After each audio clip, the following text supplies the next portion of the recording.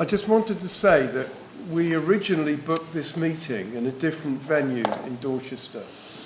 And some days after we booked it, I got a call from one of the officials saying, we won't accept your booking because it mentions the word Palestine and solidarity. And such words might stimulate anti-Semitism. So, I mean, that won't surprise you, but it indicates the difficulties, of course, that we still all face. So this is what happened in Dorchester. 2 or 3 days later, though, we had the most magnificent demonstration of solidarity in Dorchester when 100 students from Thomas Hardy School, our secondary school, left their classes, marched up South Street and held a rally, an absolutely unprecedented and superb, I thought, absolutely superb event. I mean, to see them march up South Street with their placards and Palestinian flags flying was really, really something. To the subject of the savagery of what's been going on in Gaza, I've been trying to think of other examples. It's very difficult to find other examples. I was put in mind of the American assault on Fallujah in Iraq, which virtually destroyed the city. But then going back, I was thinking of Vienna, the carpet bombing of Cambodia, maybe, during the period of the savagery is extraordinary.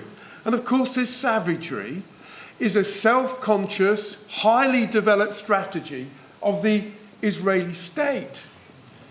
And this particular government, this Netanyahu government, with its extreme right-wingers, amongst whom at least 2 ministers self-identify as fascists. They use the word fascist to describe themselves. And these are Israeli Jewish political leaders. The question which is in my mind, though, at the same time, is how did these people get the confidence to do what they're doing now? The colonization of the West Bank, the importation of vast quantities of arms, the training of the world's, I believe, 4th largest army. How did they get the confidence to?